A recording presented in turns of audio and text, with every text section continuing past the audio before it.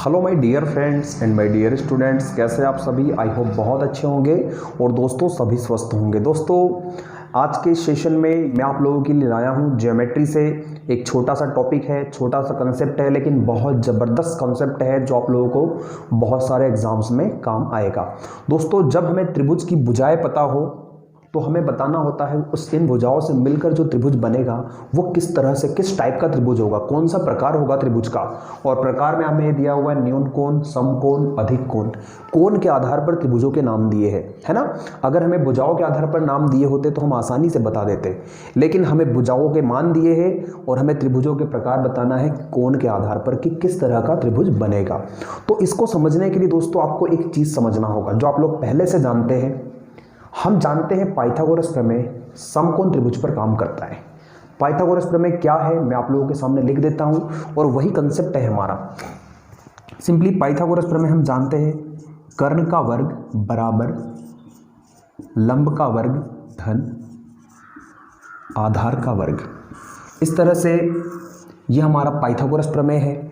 और पाइथागोरस प्रमेय हम किस त्रिभुज पर अप्लाई करते हैं तो हम जानते हैं समकोण त्रिभुज पर। लेकिन कब? जब कर्ण का वर्ग बराबर हो लंब के वर्ग धन आधार के वर्ग के बराबर, तब यहाँ पर जो है समकोण त्रिभुज का निर्माण होता है। समकोण त्रिभुज, है ना। और अगर मैं आपसे कहूँ कि कर्ण का वर्ग बड़ा है लंब के वर्ग धन आधार के वर्ग के योग से, तब आपका जो त्रिभुज बनेगा वह बनेगा अधिक कोण त्रिभुज। इसको कहेंगे हम अधिक कोण त्रिभुज। इसके बाद तीसरी कंडीशन आती है अगर कर्ण का वर्ग छोटा है लंब के वर्ग धन आधार के वर्ग के योग से, तब जो त्रिभुज का निर्माण होगा वह त्रिभुज होगा न्यून कोण त्रिभुज। न्यून कोण त्रिभुज,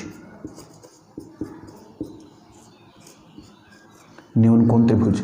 तो आपको ये तीन शर्त याद रखनी है और इसी के बेसिस पर आप बता सकते हैं कि किस तरह से त्रिभुज, किस टाइप का त्रिभुज होगा। अगर हमें भुजाएं दी है, जैसे क्वेश्चन यहाँ लिख रखा है मैंने 3 सेंटीमीटर 4 सेंटीमीटर और 5 सेंटीमीटर भुजाओं से मिलकर बना त्रिभुज होगा। अब हमें बताना है इन भुजाओं से मिलकर बना त्रिभुज होगा। तो पहली चीज, अगर भुजाओं के आधार पर पूछता तो हम सिंपली बता देते कि एक विषम बाहु त्रिभुज बनेगा, क्योंकि तीनों भुजाएं अलग अलग है। लेकिन ऑप्शन में हमें कुछ और ही दिया है ना। कोण के आधार पर नाम दिए हैं तो हमें कोण के आधार पर पता करना पड़ेगा कि ये किस तरह का त्रिभुज बनेगा। तो हमने ये तीन शर्तें यहाँ पर देख ली है, इन्हीं के बेसिस पर जो है हम अप्लाई करेंगे इनको और हम पता कर लेंगे। तो अब देखिए यहाँ पर कैसे अप्लाई करेंगे। ये हमारा जो है तीन भुजाएं हमें दे रखी है। अब हम यहाँ पाइथागोरस प्रमेय में मान रखेंगे, लेकिन आपको यहाँ पर याद रखना है सबसे बड़ी वाली जो भुजा होगी इसको हमें लेना है कर्ण। इस भुजा को हमें कर्ण मानना है। तो हम यहाँ पर मान रखेंगे तो कर्ण का वर्ग मतलब 5 का वर्ग, अभी बराबर नहीं लिख सकते हम, फिर 3 का वर्ग धन 4 का वर्ग। इसको कैलकुलेट करिए तो यहाँ से आपके पास आएगा 25, 9 धन 16 और 25 और यहाँ पर भी 25।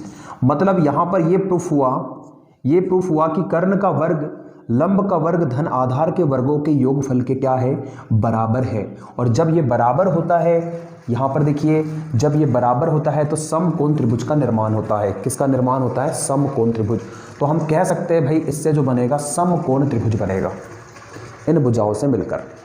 आई होप चीज़ें आप लोगों को बेहतर तरीके से समझ में आ रही है। अगर समझ में आ रही तो वीडियो को लाइक ज़रूर कर दीजिए और अपने दोस्तों में भी शेयर कर दीजिए। चलिए एक दो क्वेश्चन और देख लेते हैं हम फटाफट। अब यहाँ पर मैं भुजाएं चेंज करता हूँ, स्क्रीनशॉट ले लीजिए आप अगर नोट करना चाहते हो तो। थोड़ा सा इधर दिख नहीं रहा है ना, थोड़ा सा कैमरे को मैं इधर घुमा देता हूँ, कोई प्रॉब्लम नहीं। ओके, हाँ भाई, अब मैं यहाँ पर भुजाओं के वैल्यूज़ चेंज करूँगा और आपको बताना होगा किस तरह का त्रिभुज होगा। मैंने भुजाओं का मान लिया 8 सेंटीमीटर, 6 सेंटीमीटर और एक ले लिया मैंने 12 सेंटीमीटर। त्रिभुज की इन भुजाओं से मिलकर किस तरह का त्रिभुज बनेगा वो हमें बताना है। तो फिर से हम वही अप्लाई करेंगे। सबसे बड़ी वाली भुजा को हम कर्ण मानेंगे, तो कर्ण का वर्ग बराबर लंब का वर्ग धन आधार का वर्ग। लंब और आधार आप किसी को भी मान सकते हो, कोई प्रॉब्लम होने वाली नहीं है। अब इसको कैलकुलेट करेंगे तो ये हो जाएगा 144, यहाँ पर 64 होगा प्लस 36 होगा, यहाँ पर जाएगा 144 और यहाँ पर आएगा 100। अब यहाँ पर देख रहे हैं हम कर्ण का वर्ग जो है, कर्ण का वर्ग क्या है, छोटा है ना, इन दोनों भुजाओं के वर्गों के योग से क्या है, ये छोटा है। अब जब कर्ण का वर्ग जब छोटा होता है ना, सॉरी यहाँ पर आएगा तीसरी वाली शर्त लागू होगी, कर्ण का वर्ग जब छोटा होगा इन दोनों भुजाओं के वर्गों के योगफल से, तब हमारे पास न्यून कोण त्रिभुज का निर्माण होगा। किस त्रिभुज का निर्माण होगा, तो न्यून कोण। तो अब हम क्या लगाएंगे आंसर में, न्यून कोण त्रिभुज। आई होप चीज़ें क्लियर हो रही है, कंसेप्ट बिल्कुल क्लियर है, बहुत साधारण भाषा में मैं आप लोगों से शेयर कर रहा हूँ, कोई कठिनाई आपको नहीं होनी चाहिए, हर एक चीज़ को हम बहुत बेहतर तरीके से समझते हुए चलेंगे। बस आप लोग थोड़ा सा कॉन्सेंट्रेट होकर वीडियो को शुरू से लेके एंड तक ज़रूर देखिए, हर चीज़ समझ में आएगी, कोई चीज़ नहीं बचेगी, कोई डाउट नहीं बचेगा, ठीक है। तो चलिए नेक्स्ट लास्ट क्वेश्चन। मैं यहाँ पर भुजाओं के वैल्यूज़ चेंज कर रहा हूँ। मैंने यहां पर ले लिया 17 सेंटीमीटर, 15 सेंटीमीटर और 8 सेंटीमीटर। इन भुजाओं से मिलकर जो त्रिभुज बनेगा वो किस तरह का त्रिभुज होगा, ये हमें बताना है। तो आइए फिर से हम चेक करते हैं। आप लोग भी कमेंट करके आंसर दे सकते हो, कमेंट बॉक्स खुला हुआ है। और वीडियो कैसा लगा दोस्तों लिखकर जरूर बताएं कमेंट सेक्शन में। और जो हमारे चैनल से अभी तक नहीं जुड़े हैं, मैं कहूँगा चैनल से जुड़ जाइए, ऐसे ही आपको धमाकेदार कंसेप्ट मिलेंगे और बहुत बेहतरीन चीज़ें मिलेगी। तो आइए इसको बनाते हैं दोस्तों। यहाँ पर फिर बड़ी भुजा 17 सेंटीमीटर है, 17 का वर्ग, 15 का वर्ग धन 8 का वर्ग। 17 का वर्ग हम जानते हैं 289 इक्वल 15 का वर्ग हम जानते हैं 225 और ये 64। अब दोस्तों यहाँ पर 289 प्लस करेंगे 5 4 9 हो जाएगा, 6 और 2 8 हो जाएगा। ये दोनों इक्वल हो गए। और इक्वल का मतलब क्या होता है, सिंपल सी चीज़ है, समकोण त्रिभुज। मतलब इन भुजाओं से मिलकर जो त्रिभुज बनेगा या जिसका निर्माण होगा वो एक समकोण त्रिभुज होगा। कौन सा त्रिभुज होगा, समकोण त्रिभुज। क्योंकि यहाँ पर हम कर्ण का वर्ग बराबर लंब का वर्ग और धन आधार के वर्गों का योगफल क्या हो रहा है, बराबर हो रहा है। क्वेश्चन आप लोगों को सारी चीज़ें क्लियर हुई हैं, क्वेश्चन समझ में आए हैं। तो इस तरह के क्वेश्चन आप लोग बुक में ढूंढिए, मिलेंगे आप लोगों को और आप लोग बना सकते हैं, कोई दिक्कत नहीं होगी। चलिए वीडियो देखने के लिए आप सभी का तहे दिल से धन्यवाद।